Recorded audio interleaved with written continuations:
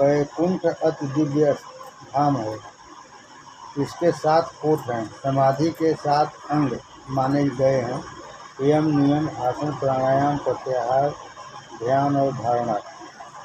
जो इन 7 अंगों को सिद्ध करे उसको ही परमात्मा का साक्षात्कार होता है, उसको ही वैकुंठ में प्रवेश मिलता है। वैकुंठ के ये 7 कोट 7 दरवाजे कहलाते हैं। प्रभु के धाम में प्रत्येक दरवाजे पर 2-2 पार्षद हैं।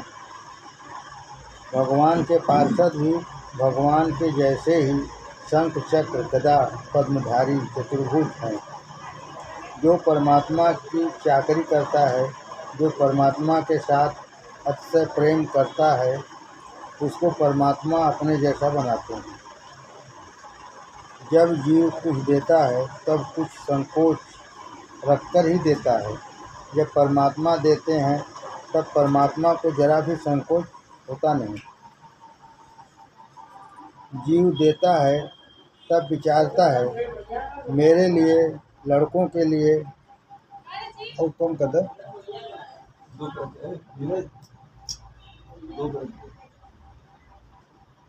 जब परमात्मा देते हैं तब परमात्मा को जरा भी संकोच होता नहीं। जीव देता है तब विचारता है, मेरे लिए, लड़कों के लिए शेष रहना चाहिए। श्रीमंत लोग दान करते हैं, यह ठीक है, परंतु अपने लिए धन रख कर पीछे भोगते हैं। वे ध्यान रखते हैं मुझको अड़चन न पड़े। जीव को देने में कुछ संकोच होता है, परंतु परमात्मा को देने में जरा भी संकोच होता नहीं।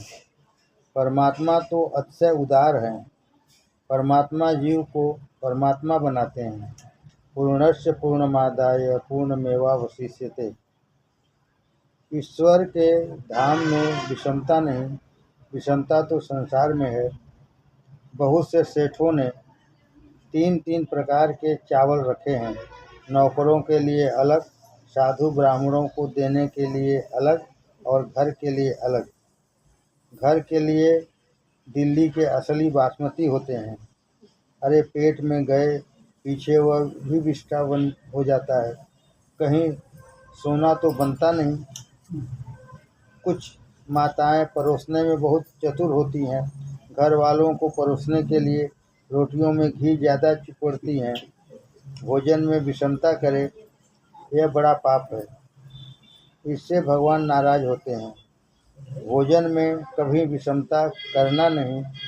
भोजन में विषमता करने वाले को दूसरे जन्म में संग्रहणी का रोग हो जाता है। भोजन में विषमता करने वालों को दूसरे जन्म में संग्रहणी का रोग हो जाता है। सनत कुमार कीर्तन करते हुए प्रभु के दर्शन को जाते हैं। वैकुंठ के 6 दरवाजे पार कर गए। सनत कुमार महान ज्ञानी हैं, उनको सभी मान देते हैं।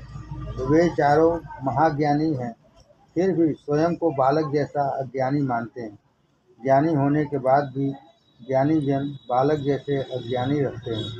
ज्ञान में अभिमान न आवे, इसलिए बालक जैसा रहना जरूरी है। सनत कुमार 7वें दरवाजे पर आ पहुँचे। 7वें द्वार पर जय विजय का पहरा है। चारों संत सीधे अंदर जाने लगे। इससे जय विजय को बुरा लगा। जय विजय ने गदा आड़ी करके उनको रोका। जय विजय का उल्लंघन करके जाना बहुत कठिन है। बद्री नारायण जाते समय जोशी मठ आता है। जोशी मठ से आगे जय विजय नाम के 2 बहुत बड़े पहाड़ आते हैं। पहाड़ों को लांघने में लोग बहुत थक जाते हैं। सनत कुमार कहते हैं, हम तो अपने माता पिता से मिलने जा रहे हैं, तुम हमको रोकने वाले कौन हो? जय विजय कहते हैं, महाराज जरा खड़े रहो, अंदर से हुक्म आवेगा, इसके बाद जाने देंगे। सनत कुमारों को क्रोध आता है। क्रोध काम का छोटा भाई है। ज्ञानी पुरुष आत्मदृष्टि स्थिर करते हैं, देह दृष्टि रखते नहीं। देह दृष्टि रखने से, शरीर का स्मरण चिंतन करने से काम आता है। ज्ञानी पुरुषों को काम त्रास देता नहीं, परंतु वे क्रोध के अधीन ही बनते हैं। यह 7वां दरवाजा है। जिसका ध्यान स्थिर होता है वह पीछे धारणा में जाता है। परमात्मा के एक एक अंग का ध्यान करे वह ध्यान कहलाता है, और समग्र श्री अंग का ध्यान करे वह धारणा कहलाती है। ध्यान में स्थिर होने से सिद्धि मिलती है। गृहस्थ के लिए काम छोड़ना कठिन है। सिद्धि का मोह छोड़ना साधु के लिए भी कठिन है। योगी महात्माओं को जब सिद्धि मिलती है तब उसका उपयोग करने की उनकी इच्छा होती है। सिद्धि के उपयोग से प्रसिद्धि मिलती है। स्वदेश में कीर्ति हो तो जय, और विदेश में प्रतिष्ठा हो तो विजय। स्वदेश में कीर्ति हो तो जय, और विदेश में प्रतिष्ठा हो तो विजय। बहुत से लोग मान देते हैं, इससे मानव भान भूलता है, उसमें अभिमान आता है। प्रभु की सेवा स्मरण में उपेक्षा होने लगती है। सेवा स्मरण में थोड़ी उपेक्षा हुई कि माया जोर से धक्का मारती है। वह जितना ऊंचा चढ़ा होगा उतना ही नीचा गिरेगा। सच्चे ज्ञानी महात्मा सिद्धि का उपयोग करते नहीं। सच्चे ज्ञानी महात्मा सिद्धि का उपयोग करते नहीं।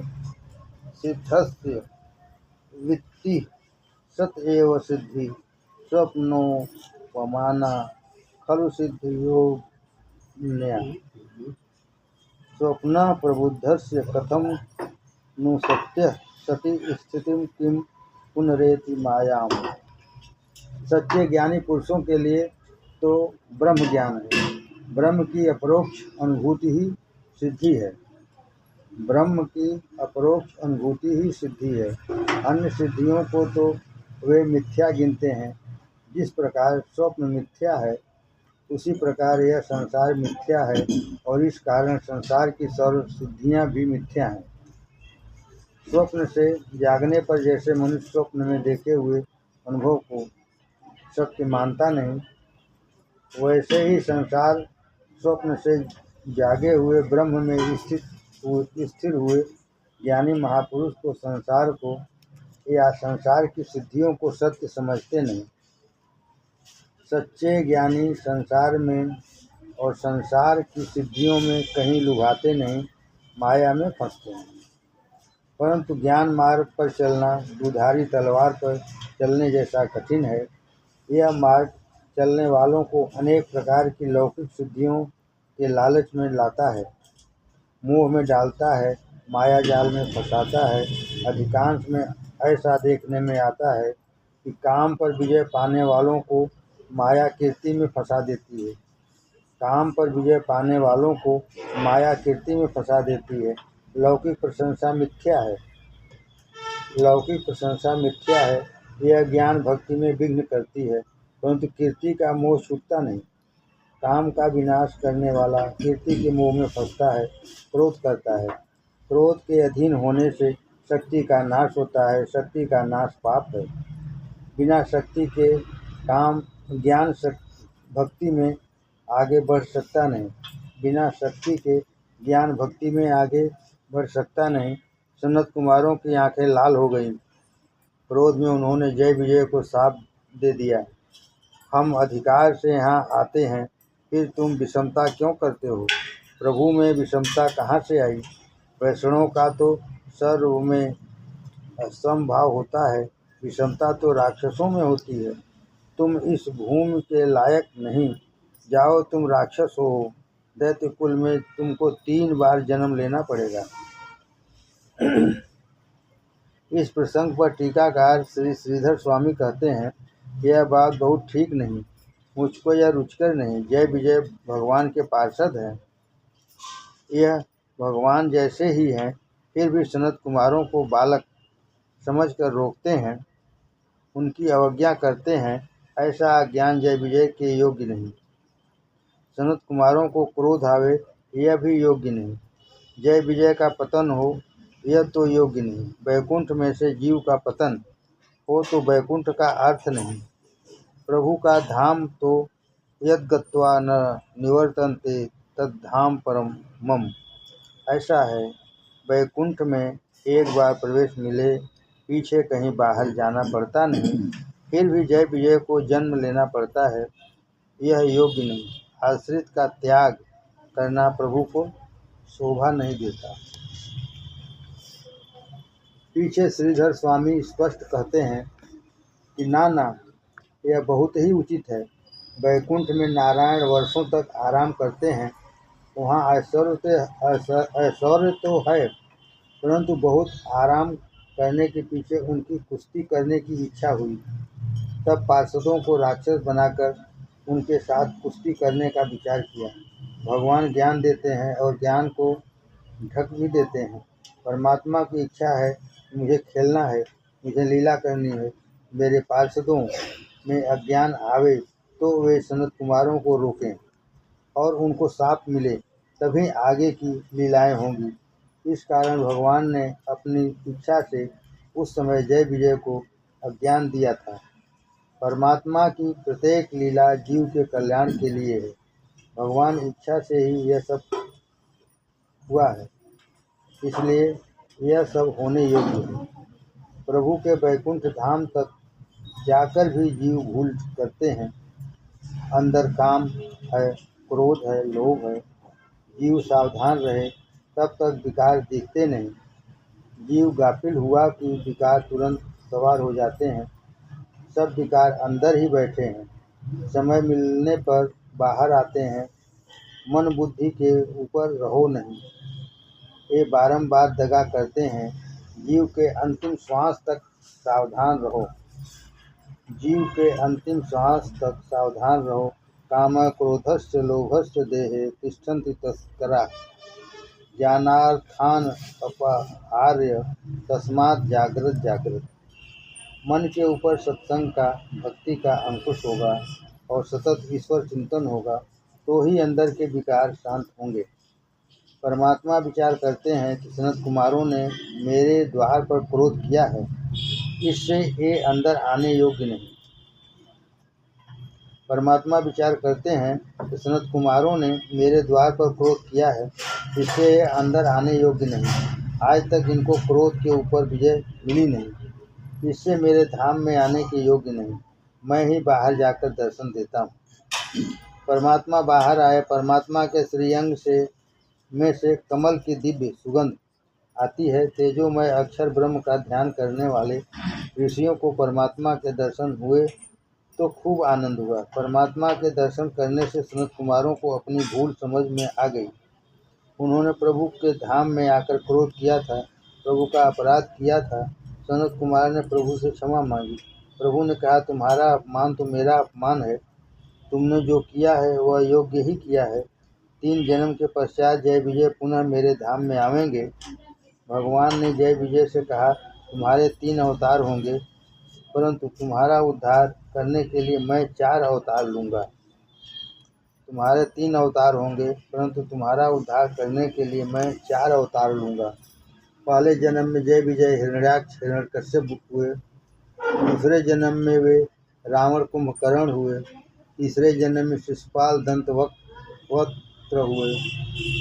हिरण्याक्ष हिरण्यकशिपु लोक के अवतार हैं।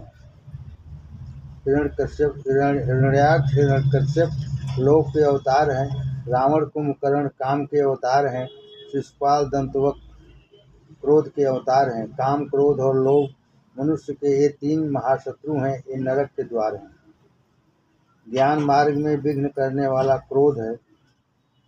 कर्म मार्ग में विघ्न करने वाला काम है।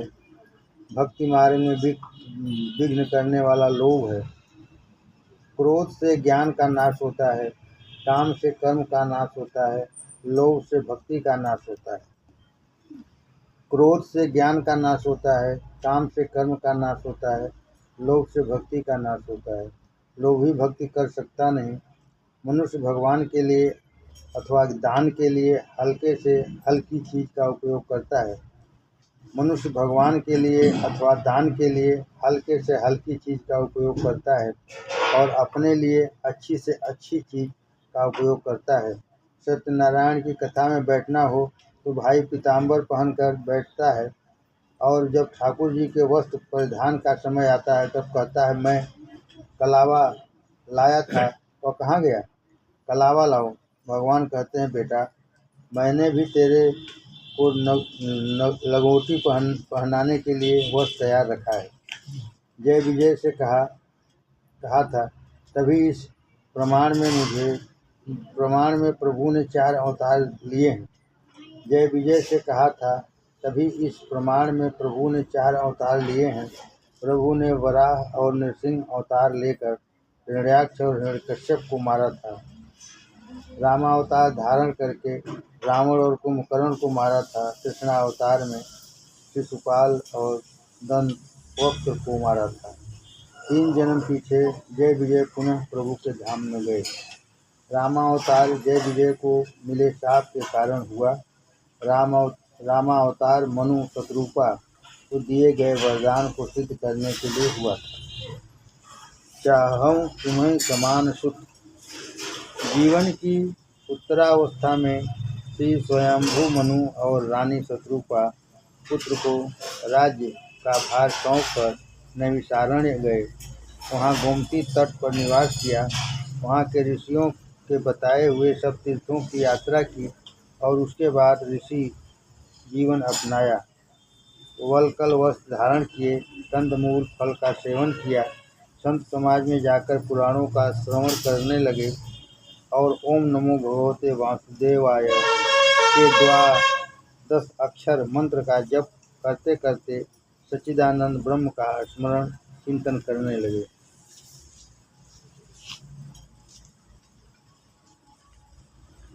द्वादश अक्षर मंत्र मुनि जपहि सहित अनुराग, वासुदेव पद पंक रूप दंपति मन अति लाग।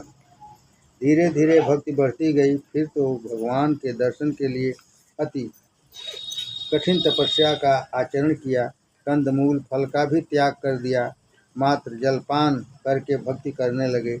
इस प्रकार 6000 वर्ष बीते। तब उन्होंने जल का भी त्याग कर दिया। जीव जब परमात्मा के लिए लौकिक सुखों का त्याग करता है तभी भगवान को दया आती है। संसार के सब सुखों को भोगे और थोड़ा सेवा स्मरण करे, इससे ठाकुर जी बहुत राजी होते नहीं। परमात्मा के लिए जो सर्व सुखों का त्याग करता है वह परमात्मा को अच्छा लगता है। घर में कोई दुख या बाधा आती है तो लोग नियम रखते हैं कि मैं दूध नहीं पीऊँगा, घी नहीं खाऊँगा। ऐसा नियम स्वार्थ के लिए रखते हैं, परंतु कोई परमात्मा के लिए नियम रखते नहीं कि मुझे राम जी के दर्शन न होए तब तक मैं मिठाई नहीं खाऊँगा, अन्न नहीं लूँगा। मनु दंपति ने तो ईश्वर दर्शन के लिए जल का भी त्याग कर दिया था।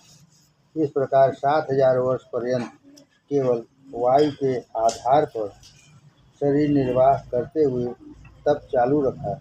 इसके बाद वायु का भी त्याग कर दिया और 10,000 वर्ष तक संपूर्ण रूप से निराहार तप किया।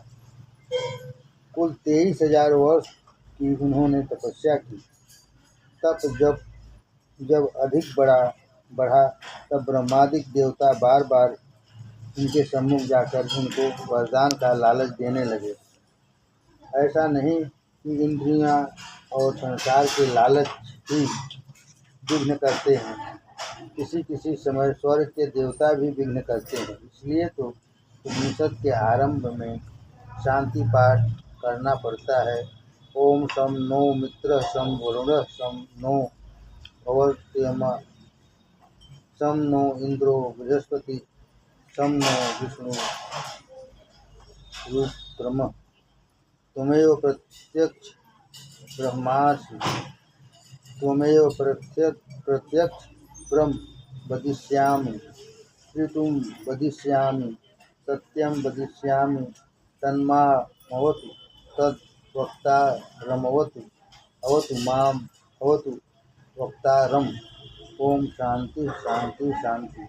सब देवताओं का वंदन करके प्रार्थना है कि हमारे ध्यान भक्ति और सत्संग में किसी भी दिन विघ्न न आवे। सब देवताओं का वंदन करके प्रार्थना है हमारे ध्यान भक्ति और सत्संग में किसी भी दिन की न आवे। कोई जीव बहुत भक्ति करे तो स्वर्ग के देवताओं को भी सुहाता नहीं। कोई जीव बहुत भक्ति करे तो स्वर्ग के देवताओं को भी सुहाता नहीं। स्वर्ग के देवता ऐसा मानते हैं कि यह बहुत भक्ति करेगा तो हमारे सिर पर पैर रखकर प्रभु के धाम को आएगा।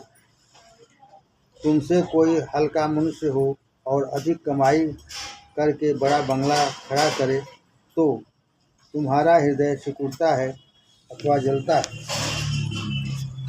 परंतु मनु महाराज और शत्रुपा लालचों के वश में हुए नहीं, तनिक भी विचलित हुए नहीं।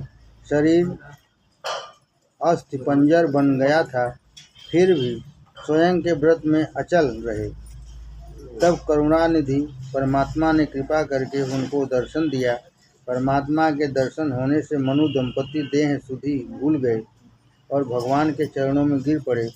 प्रभु ने प्रसन्न होकर उनके मस्तक पर हाथ फेरा और वरदान मांगने को कहा। मनु महाराज ने कहा, दान शिरोमणि कृपा निधि नाथ कहूँ सतिभाव, चाहूँ तुम्हें समान सुख प्रभु सन कहवन दुराव। कृपा निधि आपसे क्या छिपाऊँ, आपके जैसे पुत्र की मेरी इच्छा है। रानी शत्रुपा ने भी यही याचना की। प्रभु ने कहा, मेरे समान दूसरा कौन है? मेरे समान तो मैं ही हूँ। मैं ही तुम्हारे घर पुत्र रूप में अवतार धारण करूँगा। आप सहित खोजों कह जाई, नृप तनय होब मैं आई। मनु शत्रुपा दशरथ कौशल्या के रूप में जन्मे और इनको दिया हुआ वचन सत्य करने के लिए परमात्मा श्री राम रूप में उनके पुत्र होकर अवतरित हुए। भगवान शंकर पार्वती माता से कहते हैं कि प्रभु के अवतार के अनेक कारण हैं, वे एक से एक विचित्र भी हैं। राम जन्म कर हेतु अनेका, परम विचित्र एक ते एका। कलप कलप प्रभु प्रति प्रभु अवतरहि, चारु चरित नाना विधि करहि। प्रत्येक कल्प में परमात्मा लीला करने के लिए अवतार धारण करते हैं। एक कल्प में ऐसा भी हुआ था कि नारद जी ने क्रोध में आदि नारायण परमात्मा को शाप दे दिया था। नारद जी के उस शाप को सत्य करने के लिए प्रभु श्री राम हुए थे। परमात्मा को नारद जी का शाप। पार्वती माता को बहुत आश्चर्य हुआ कि नारद जी महाराज तो महान वैष्णव हैं और वे वैष्णव होकर के ठाकुर जी को शाप देते हैं। पार्वती जी ने कहा, महाराज यह कथा श्रवण करने की मेरी इच्छा है। नारद जी तो महान वैष्णव हैं, भक्त हैं, महान ज्ञानी हैं, इनको प्रभु पर क्यों क्रोध आया? शिव जी ने कहा, देवी कोई ज्ञानी नहीं और कोई मूर्ख नहीं। राम जी महाराज सबके हृदय में विराजे हैं और वे ही लीला करते हैं। अनेक बार ज्ञानी पुरुष भी मूढ़ बन जाते हैं। ज्ञान मिलना बहुत कठिन नहीं, ज्ञान स्थिर रखना कठिन है। यह मानव शरीर एक घड़ा है, इसमें इंद्रिय रूपी 9 छिद्र हैं। एक एक छिद्र में से ज्ञान बह जाता है। घड़े में छिद्र हो तो घड़ा रहता नहीं। इंद्रिय रूपी छिद्रों को बंद रखोगे तो ही ज्ञान ठहरेगा। ज्ञान मिलना सरल है, परंतु उसको स्थिर रखना कठिन है। जो ज्ञान मिला है उसमें स्थिरता होनी कठिन है। ज्ञान हुए पीछे जब तक वासनाओं का नाश नहीं हो तब तक ज्ञान दृढ़ होना नहीं। ज्ञान को दृढ़ करने के लिए वासना का नाश करना बहुत आवश्यक है। मन वासनाओं में फंसा है, विषयों के पीछे भटकता है। अंतर में ज्ञान दीप प्रकट हुए पीछे भी मन इंद्रिय रूपी दरवाजों को खोल देता है और फिर उनमें से विषय रूपी हवा का झोंका आता है तथा ज्ञान दीप को बुझा देता है। कल बल छल करी जाहि समीपा, अंचल बात बुझाओ दीपा। ज्ञान हुए पीछे भी मन न मरे, ज्ञान हुए पीछे भी मन न मरे तो ज्ञान में स्थिरता आती नहीं। ज्ञान आता है परंतु अस्थायी नहीं रहता। ऐसा साधारण नियम है कि पुस्तकों को पढ़कर जो ज्ञान मिलता है वह ज्ञान स्थिर रहता नहीं। पुस्तकों में से मिला हुआ ज्ञान अधिकांश पुस्तकों में ही रह जाता है। बहुतों की तो जीभ पर ही रहता है, परंतु जीवन में उतरता नहीं। पुस्तकस्था तु या विद्या पर हस्तगतम धनम कार्यकाले समुत्पन्ने न सा विद्या न तद्धनम। जो ज्ञान पुस्तकों में ही रहता है वह किसी काम का नहीं। अपना जो धन दूसरों के हाथ में है वह धन भी काम का नहीं। समय पर वह किसी काम में नहीं आते। ऐसा धन जो दूसरे के हाथ में है वह धन नहीं। पुस्तक का ज्ञान कोई ज्ञान नहीं, इसका होना न होना समान ही है। ज्ञान जीवन में उतरे तभी वह यथार्थ ज्ञान होता है। पुस्तकों के पीछे पड़े वह विद्वान और प्रभु प्रेम में परमात्मा के पीछे पड़े वह संत। विद्वान शास्त्र के पीछे दौड़ता है, जबकि शास्त्र संत के पीछे दौड़ता है। विद्वान शास्त्र के पीछे दौड़ता है, जबकि शास्त्र संत के पीछे दौड़ता है। शास्त्रों को पढ़कर जो बोलता है वह विद्वान है। प्रभु को रिझाने के लिए प्रभु प्रेम में पागल होकर जो बोलता है वह संत। संत अंदर की पोथी बाँचकर प्रभु प्रेरणा से बोलता है। संत को प्रभु कृपा से ज्ञान होता है। संत को पुस्तक पढ़ने जाना पड़ता नहीं। जिसने मात्र पुस्तक पढ़कर ही ज्ञान प्राप्त किया है, जिसने संत की सेवा की नहीं, जिसने प्रभु को रिझाया नहीं, ऐसी ज्ञानी का पतन हो जाता है।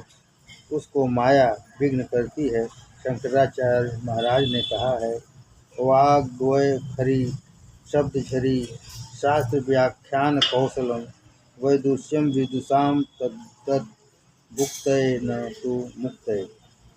शास्त्रों का विद्वत्ता पूर्ण व्याख्यान देना, धर्म के ऊपर लंबा लंबा भाषण करके शब्दों का वाग्जाल बुन देना, शास्त्रार्थ विषय को वाद विवाद में वाणी विलास में से भ्रम में डालकर स्वयं का पांडित्य प्रदर्शन करना, इन सब से लौकिक सिद्धि भले ही प्राप्त होती हो, लोगों में वाह वाह होती हो, द्रव्य मिलता हो, परंतु इससे मुक्ति कदापि नहीं मिलती। ऐसे ज्ञान से अनेक प्रकार के लौकिक भोग प्राप्त हो सकते हैं और इन भोगों में फंसकर ऐसे ज्ञानी पंडित का पतन हो जाता है। परंतु जिसको प्रचुर उपासना करके ज्ञान प्राप्त हुआ है, ध्यान और भक्ति द्वारा जिसको ज्ञान प्राप्त हुआ है, उसको माया त्रास देती नहीं, उसका पतन होता नहीं, उसका ज्ञान स्थिर रहता है। जो जितेंद्रिय बनता है उसकी बुद्धि में ज्ञान टिकता है। संयम पालन से ही ज्ञान स्थिर होता है। जिसकी मन बुद्धि शुद्ध होती है उसका ज्ञान स्थिर होता है। जिसकी मन बुद्धि शुद्ध होती है उसका ज्ञान स्थिर होता है। आत्मा के ज्ञानमय होने से कोई भी अज्ञानी नहीं। आत्मा के ज्ञानमय होने से कोई भी अज्ञानी नहीं। समझते तो सभी हैं, परंतु उन समझ में स्थिरता आती नहीं। परमात्मा की कृपा से जिसको ज्ञान प्राप्त होता है उसका ही ज्ञान स्थिर होता है। इस समय तुम सब शंकर भगवान की तरह बैठे हो, इतनी शांति रख रहे हो, तब सबको भजन करने की इच्छा होती है, परंतु यहाँ से घर जाने के पश्चात फलाहार की तैयारी न हो तो क्या शांति रख कर प्रभु भजन कर सकते हो? लोग कहकर आते हैं 12 साढ़े 12 बजे आवेंगे, फलाहार तैयार रखना। घर गए, भूख खूब लगी है और देखा कि अभी तो कुछ तैयारी नहीं है, फिर तो कितने ही आँख निकालते हैं। अभी तक तुम क्या करते थे? क्रोध में क्या क्या बोल डालते हैं। मनुष्य मूर्ख नहीं, परंतु मनुष्य का ज्ञान स्थिर नहीं रहता। यह तो सब परमात्मा की लीला ही है। बोले विहस महेश तब ज्ञानी मूढ़ न कोय, जे जस रघुपति करें जब सो तस तेहि क्षण होय। कोई ज्ञानी नहीं, कोई मूर्ख नहीं। राम जी जैसी लीला करना चाहते हैं वैसा होता है। नारद जी महान ज्ञानी हैं, भक्त संप्रदाय के आचार्य हैं, महान वैष्णव हैं, परंतु प्रभु को ऐसी लीला करनी थी, इसलिए नारद जी को क्रोध आया और क्रोध में उन्होंने परमात्मा को शाप दिया। भगवान शंकर पार्वती माँ को यह दिव्य कथा सुना रहे हैं। एक बार ऐसा हुआ कि नारद जी घूमते घूमते हिमालय पर आए। गंगा किनारा है, पवित्र शांत दिव्य भूमि है। नारद जी को बहुत आनंद हुआ कि यह भूमि अति सात्विक है, इस भूमि पर मैं परमात्मा का ध्यान करूँगा। सात्विक भूमि में भक्ति बढ़ती है, भूमि भक्ति में साथ देती है। जिस भूमि में जो कार्य हुआ हो उस कार्य में सूक्ष्म परमाणु उस अंतरिक्ष में भ्रमण करते हैं। गृहस्थ के घर में काम के वासना के परमाणु फिरते हैं, पाप के परमाणु फिरते हैं। जहाँ नम्रता होती है वहाँ विषमता होती ही है। जहाँ ममता होती है वहाँ विषमता होती ही है। गृहस्थ के घर में विषमता का पाप है। गृहस्थ का घर भोग भूमि है, भोग भूमि में भक्ति बढ़ती नहीं। इसी प्रकार कसाई के घर में हिंसा होने से यदि तुम वहाँ जाओगे तो तुम्हारा मन अशांत होगा। वहाँ जाने के बाद मन में राजस भाव जागृत होगा। तुम मंदिर में जाओ, जिस जगह प्रभु का नाम संकीर्तन होता हो उस जगह जाओ। जिस स्थान पर सत्कर्म होता हो उस स्थान पर जाओगे तो तुम्हारे मन में सात्विक भावना जागेगी। दिव्य भूमि देखकर नारद जी के मन में भक्ति बढ़ी। गंगा के किनारे नारद जी परमात्मा का ध्यान करने बैठे। आदि नारायण भगवान का ध्यान करते करते उनकी समाधि लग गई। सहज विमल मन लाग समाधि। नारद जी समाधि में देह सुधि भूल गए। स्वर्ग के राजा इंद्र को शंका हुई, नारद जी ऐसी तपस्या क्यों करते हैं? इनको स्वर्ग का राज चाहिए अथवा और कुछ। नारद जी को तपश्चर्या में विघ्न करने के लिए इंद्र ने कामदेव को प्रेरित किया। इंद्र ने कामदेव को आज्ञा दी, नारद जी बहुत दिनों से ध्यान करते हैं, तुम वहाँ जाकर उनकी तपश्चर्या में विघ्न करो, उनकी तपश्चर्या को भंग कर दो। जहाँ नारद जी ध्यान मग्न बैठे हैं, कामदेव वहाँ अप्सराओं के साथ आया। कामदेव का पुत्र है बसंत। कामदेव बसंत ऋतु को भी साथ लेकर आया। वहाँ सुंदर फूल खिल गए, फूलों के भार से वृक्ष झुक गए, मन सुगंधित शीतल वायु बहने लगी। अप्सराओं ने नाच गान किया, कामदेव ने बाण मारा। जगत को देखने से मन में काम आता नहीं। जगत सुंदर है ऐसा समझकर देखने से मन में काम प्रवेश करता है। दृष्टि दो प्रकार की है, एक अपेक्षात्मक और दूसरी उपेक्षात्मक। मनुष्य पूरे दिन आंख बंद करके बैठा रह सकता नहीं, आंख तो खोलनी ही पड़ती है और आंख खुली हो तो जगत दिखता ही है। परंतु ज्ञानी महापुरुष जगत को उपेक्षा भाव से देखते हैं और उपेक्षा भाव दृष्टि केवल ईश्वर में ही रखते हैं। अपेक्षात्मक दृष्टि केवल ईश्वर में ही रखते हैं। ईश्वर के बिना अन्य सब तुच्छ है। जगत को उपेक्षात भाव से देखने की आदत डालो। यह जगत बहुत सुंदर है ऐसा समझकर देखोगे तो आँख बिगड़ेगी, मन बिगड़ेगा।